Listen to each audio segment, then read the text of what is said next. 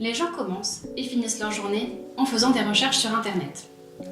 Sur 7,87 milliards d'individus sur la planète en 2022, 4,80 milliards l'utilisent ou l'ont déjà utilisé, ce qui représente 61% de la population mondiale. Bien souvent, ils utilisent Internet pour faire de bonnes affaires et passent en moyenne 5 heures par semaine à faire des achats en ligne. En 2019, on dénombrait déjà près de 1,7 milliard de transactions et d'ici 2040, 95% des achats dans le monde se feront en ligne. En 2020, on recense plus de 190 000 sites e-commerce dans le monde. Difficile de faire un choix sur Internet. Néanmoins, 85% des internautes français ont déjà acheté en ligne pour une moyenne d'environ 33 commandes par an. Mais cela n'empêche pas les internautes d'être exigeants. 39% d'entre eux n'hésitent pas à changer de plateforme s'ils estiment que les produits proposés par un site ne correspondent pas assez à leurs attentes. Alors, comment peut-on améliorer l'expérience d'achat en ligne ? Eh bien de leur côté, pour satisfaire leurs clients, Netflix et Spotify ont décidé de faire appel à l'intelligence artificielle et à la recommandation de contenu. Ils créent ainsi une expérience unique et individuelle, adaptée à chacun, en utilisant les données fournies par les utilisateurs. C'est ce qu'on appelle l'hyper-personnalisation. Mais qu'est-ce que c'est au juste, l'hyper-personnalisation ? Pour certains, c'est une méthode qui permet d'avoir une expérience homogène multicanale pour fournir aux clients une unification, une centralisation et une harmonisation de l'expérience. Pour d'autres, il s'agit de pousser le bon produit au bon moment, à la bonne personne, au bon prix et avec le bon message.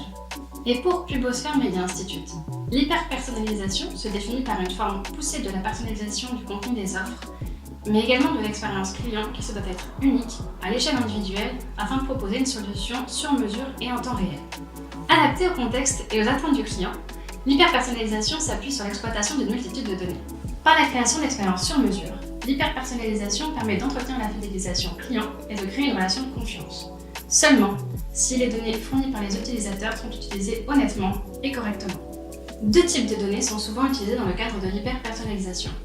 D'un côté, les données personnelles, aussi appelées données froides, nom, prénom, adresse IP, adresse email, adresse postale, etc. De l'autre côté, les données comportementales, aussi appelées données chaudes, navigateur, type d'ordinateur, actions réalisées, centre d'intérêt et autres. Les données comportementales peuvent être récoltées notamment via les cookies, nos recherches sur Google, mais également via les data third party, c'est-à-dire les données achetées par les data providers spécialistes dans la collecte des données. Pour faciliter nos explications, faisons apparaître de ce pas notre protagoniste du jour. J'ai nommé Camille. Camille a 28 ans, elle est en couple avec Raphaël depuis quelques années et ils viennent d'acheter une maison de 100 mètres carrés. Puisqu'ils vivaient auparavant en location dans un petit appartement de 40 mètres carrés, ils ont beaucoup d'achats à faire pour meubler leur nouveau bien.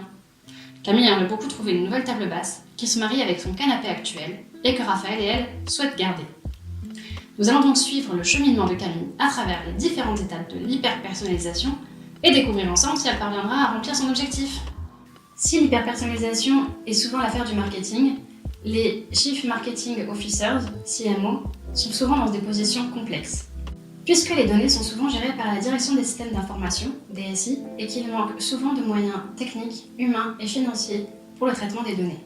En France, il faut 2 ans pour former 1000 data scientists. C'est un métier qui va être de plus en plus demandé grâce à l'essor de l'intelligence artificielle, IA. Les données comportementales sont récoltées durant l'utilisation d'un site internet. On parle de Digital Body Language puisque ces données sont les traces du passage de l'utilisateur.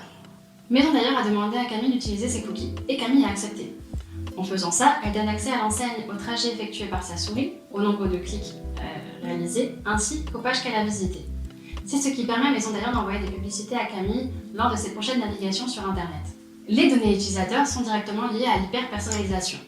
Grâce au machine learning, et donc à l'apprentissage des ordinateurs, il est aujourd'hui possible de créer des algorithmes capables de reconnaître rapidement, facilement et précisément les données afin de les catégoriser. C'est l'idée derrière l'intelligence artificielle. Les données récoltées servent à analyser les comportements passés des utilisateurs et à comprendre pourquoi ces comportements ont eu lieu, afin de pouvoir prédire leurs comportements futurs. Mais pour prédire des comportements, il faut beaucoup de données. Une IA calcule la similarité entre le profil de Camille et celui des autres utilisateurs de la base de données. Elle sélectionne ensuite les profils les plus similaires à celui de Camille, afin de prédire les contenus et les produits susceptibles d'intéresser les autres utilisateurs. C'est de la segmentation. Utiliser les données, c'est une chose, les récolter, c'en est une autre. Si 96% des utilisateurs se disent prêts à partager des informations afin d'obtenir des produits vraiment adaptés à leurs besoins, 40% d'entre eux craignent que les entreprises s'immiscent dans leur vie privée et s'inquiètent de l'interprétation de leurs besoins par la technologie.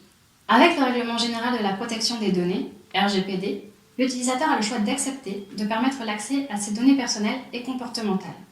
De fait, il est important d'expliquer pourquoi on collecte les données et la valeur ajoutée pour l'utilisateur. Dans l'article 20.6 du RGPD, il est fait mention de la portabilité des données. L'utilisateur a le droit de garder une copie de ses données, de l'emporter et de la donner à quelqu'un d'autre. C'est une manière incroyablement puissante de créer de la valeur pour l'utilisateur en créant une expérience homogène. Prenons l'exemple de Camille. Camille a déjà fait des achats chez Maison d'ailleurs. Elle y a acheté un canapé et des rideaux. Camille recherche sa future table basse. On pourrait très bien imaginer que Maison du Monde propose des tables basses à Camille qui soient cohérentes avec l'intérieur actuel grâce à l'import de ces données. Si nous comparons les anciennes techniques de marketing avec l'hyper-personnalisation, nous pouvons en conclure que l'hyper-personnalisation permet d'ouvrir l'utilisateur à d'autres produits en accord avec ses goûts. De fait, l'hyper-personnalisation permet de susciter la curiosité pour apporter de la valeur. Mais en quoi l'hyper-personnalisation permet-elle d'apporter de la valeur? Quel est l'intérêt pour le client? Nous en avons parlé juste avant. Les données récoltées permettent de personnaliser l'expérience utilisateur et de la magnifier si elles sont bien utilisées. En effet, l'utilisateur aura moins d'efforts à fournir si le site internet qu'il consulte lui pousse déjà des produits susceptibles de lui plaire grâce aux recommandations de produits. Mais ce n'est pas tout. Le fait de se sentir considéré, de bénéficier d'une intention spécifique et de ne pas être considéré comme n'importe qui d'autre est également apporteur de valeur. Avec l'hyperpersonnalisation, l'utilisateur peut retrouver une relation proche de celle d'un client et d'un vendeur en magasin. L'entreprise prend le temps de le connaître pour le conseiller de la meilleure façon et pour anticiper ses besoins. L'utilisateur gagne du temps, se sent spécial et bénéficie d'une expérience d'achat beaucoup plus agréable. Ne serait-ce pas la meilleure façon pour le fidéliser? Si nous avons vu ce que les utilisateurs et Camille avaient à gagner de l'hyperpersonnalisation, les entreprises ont également des raisons de s'y investir. L'hyperpersonnalisation, par le fait de pousser des produits correspondant aux attentes des clients, augmente considérablement le chiffre d'affaires. En effet, en 2018, 64% des entreprises affirmaient que l'hyperpersonnalisation avait augmenté leur performance. Selon l'étude de Boston Consulting Group de 2019, la relation client repose sur 3 piliers fondamentaux qui sont l'efficacité, 62%, la rapidité, 55%, et la simplicité du service proposé, 51%. Parce que l'hyperpersonnalisation permet d'aller droit au but et de répondre rapidement et facilement aux besoins des clients, l'intérêt devient bien souvent une vente. En effet, l'offre est adaptée à chacun. Et par cette amélioration de l'expérience client, le lien reliant la marque et le client s'en voit renforcé. En effet, selon la même étude, elle permet à 94% du temps d'améliorer la motivation et l'engagement des utilisateurs et les rend ainsi plus fidèles à la marque. Ce qui est encore mieux, c'est que grâce à la fidélité du client qui le fait revenir régulièrement sur le site, de nombreuses données sont générées et collectées. C'est un cercle vertueux, le client est satisfait donc il revient, et l'entreprise le connaît mieux, donc elle sait comment lui parler pour le faire consommer. Camille a donc un compte chez Maison d'ailleurs. En arrivant sur le site, elle se rend compte qu'elle est déjà connectée. Du fait de la présence d'hyperpersonnalisation, elle a déjà des suggestions sur les produits susceptibles de lui plaire et qui sont complémentaires aux produits qu'elle a déjà achetés sur le site. Elle regarde le carrousel et trouve une table basse qui lui plaît. Elle visite la page produit, la montre à Raphaël, son conjoint, et ils prennent la décision de l'acheter. Camille a gagné un temps incroyable. Elle n'a pas eu besoin de fouiller dans tous les produits et elle est certaine que ses meubles iront bien les uns avec les autres. Elle fait confiance à Maison d'ailleurs et à l'utilisation de ses données. Elle est très satisfaite d'avoir trouvé si rapidement et si facilement son bonheur. Si Camille fait la même démarche sur Maison du Monde, elle a d'abord une page d'accueil beaucoup plus longue et commerciale. Les seuls produits mis en valeur sont les meubles à succès qui plaisent à d'autres, mais qui ne plaisent pas franchement à Camille. Elle n'aurait donc d'autre choix que de parcourir la liste des tables basses, soit 1063 produits. Du côté de Maison du Monde, il y a donc un risque de perdre l'utilisateur avant l'acte d'achat, puisque la profusion de choix décourage Camille. Camille n'a d'autre choix que d'aller voir sur un autre site qui comblera ses attentes, ce qui impacte son lien avec Maison du Monde. L'entreprise perd un acheteur potentiel et passe à côté d'une vente.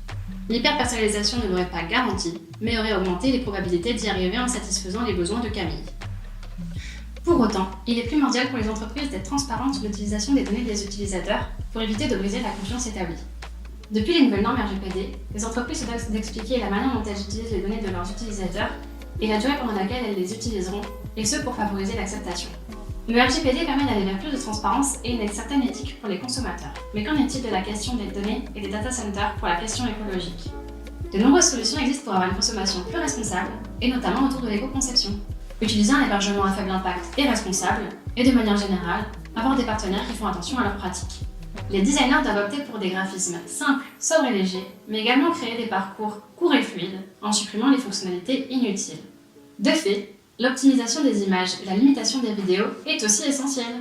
Le low-code et l'optimisation technique sont également de bonnes pratiques à mettre en place. Et le plus important concernant l'hyperpersonnalisation est d'optimiser son ciblage pour limiter les impacts liés à la diffusion du support. L'hyperpersonnalisation n'a pas que des aspects positifs du côté des entreprises. En effet, elle nécessite de la segmentation, comme nous en avons parlé plus tôt. Mais qui dit augmentation du nombre de segments, dit segments plus petits. Il est ainsi plus difficile de trouver suffisamment de cibles pour chaque diffusion publicitaire. D'ailleurs, le nombre de supports à créer est plus volumineux puisqu'il faut pouvoir communiquer avec chaque segment. Le Return on Investment, ROI, est grandement impacté. Qui plus est, avec les normes RGPD, il est plus difficile de collecter les données pour analyser et prédire les comportements.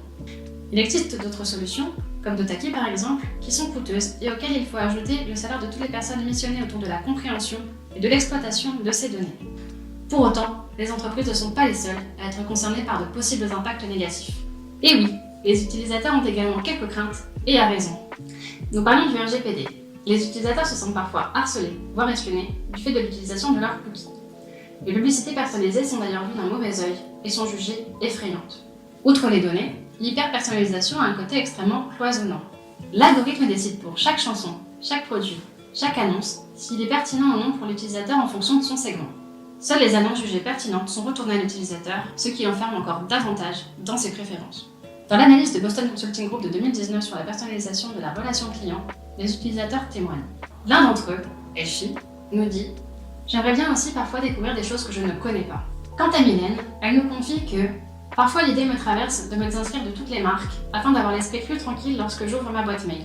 Un gain de temps, d'énergie. » Dans le webinaire d'Axis Consultant du 4 février 2020, Yann Gourvenec fait la comparaison entre Spotify et les disquaires. Il dit « A contrario, un disquaire pourra me faire découvrir de nouvelles musiques, il tentera de me faire découvrir de nouveaux horizons. » Les entreprises ont encore du chemin à faire pour contenter pleinement l'utilisateur et lui proposer des produits susceptibles de l'intéresser sans empiéter sur sa vie privée et sans l'enfermer dans des schémas de pensée. Qui a dit que l'hyperpersonnalisation était facile à mettre en place? Du côté de Camille, si elle a trouvé son bonheur sur Maison d'ailleurs, elle est aussi un peu déçue. Il faut dire que Maison d'ailleurs lui a proposé des articles exactement dans le style de ce qu'elle aime. Mais Camille a parfois des envies d'inspiration, et elle aime aussi marier les différents styles de meubles et de décoration. Après sa visite sur Maison d'ailleurs, elle a le sentiment d'être enfermée dans ses préférences et de ne pas pouvoir découvrir d'autres choses susceptibles de lui plaire. Qui plus est, Camille se demande si Maison d'ailleurs ne revend pas ses données à d'autres entreprises. Et même Google aussi donne à cœur joie. Elle a régulièrement des pubs pour Maison d'ailleurs sur les autres sites qu'elle consulte. Sans parler des emails qu'elle reçoit régulièrement et qui lui donnent envie d'acheter et de surconsommer quand elle n'a aucun besoin particulier. Du côté de Maison d'ailleurs, ils investissent beaucoup pour plaire à Camille, notamment avec des solutions annexes pour comprendre et anticiper ses besoins. Cela a un coût non négligeable, d'autant qu'il faut payer les personnes qui travaillent sur le sujet. Pour Camille, ça a fonctionné. Elle a trouvé son bonheur avec sa table basse. Mais ça ne fonctionne pas pour tout le monde. Et le ROI n'est peut-être pas si positif que ça. Nous l'avons vu, l'hyperpersonnalisation nécessite de travailler en étroite collaboration avec la donnée et l'intelligence artificielle. De fait, de nouveaux challenges du côté des entreprises sont en train d'apparaître. Si 9 personnes sur 10 s'attendent à ce que les entreprises connaissent et anticipent leurs besoins, il va être nécessaire que toutes les entreprises se mettent à l'hyperpersonnalisation si elles espèrent rester dans la course. En 2019, 65% des entreprises perçoivent la gestion, la qualité et la disponibilité des données comme des obstacles majeurs à l'hyperpersonnalisation. Et toujours en 2019, 2% des entreprises françaises se considèrent matures sur du marketing hyper personnalisé. Les entreprises vont devoir apprendre à utiliser et à comprendre la donnée. Pour ça, elles vont devoir embaucher des profils de data analysts. Grâce à eux, le service marketing pourra mettre en place des actions nécessaires à la rétention et la fidélisation des clients. Mais les données seules ne sont pas suffisantes. Avec l'essor toujours plus grandissant de l'utilisation du mobile, une expérience homogène et multicanale va être nécessaire. L'utilisateur souhaitera avoir la même expérience, peu importe l'appareil qu'il utilise et l'endroit où il se trouve. Mais pour savoir ce qui fonctionne ou non pour leurs clients, les entreprises devront investir dans la recherche utilisateur, que ce soit au niveau de la User Experience, UX, la web analyse ou les A/B tests. Enfin, du côté technique, la notion de profil n'existe pas encore dans les langages de requête. De fait, l'enrichissement progressif de ces langages pourra permettre d'en faire des langages de définition de profil, notamment en utilisant les centres d'intérêt des utilisateurs. Mais ça ne s'arrête pas là. La consommation commence lentement à dépasser le mur physique pour se déplacer dans le métaverse. Le métaverse est un espace virtuel partagé en 3 dimensions. Il permet de repousser les limites entre la réalité et le numérique. De plus en plus concerné par les Non-Fungible Tokens, NFT, il est possible de personnaliser son avatar virtuel grâce à des marques. Du côté du marketing, il va y avoir un gros travail à faire sur la valeur ajoutée des produits, mais également et surtout sur la valeur perçue de ceux-ci. En effet, les utilisateurs doivent voir l'intérêt dans le fait d'acheter des produits uniquement virtuels, c'est-à-dire non tangibles. De plus en plus de magasins s'essaient à la notion de visite virtuelle, comme Gucci Garden par exemple. L'utilisateur se retrouve transporté à Florence, en Italie, et peut même se balader dans le magasin tout en ayant des informations sur les produits. En 2021, à la sortie de ce concept, les utilisateurs pouvaient même acheter et porter des articles exclusifs sur Roblox, l'un des précurseurs dans le domaine du métaverse. Les enjeux autour de l'hyperpersonnalisation ne font que commencer. Avec les futurs challenges et les nouvelles technologies qui ne cessent de fleurir, l'utilisation de nos données est de plus en plus importante. Nous l'avons vu, l'hyper-personnalisation s'impose chaque jour davantage dans nos vies, en témoigne l'augmentation des réglementations autour de la donnée. RGPD, suppression de cookies tiers, etc. Pour autant, le numérique ne doit pas forcément remplacer le contact humain.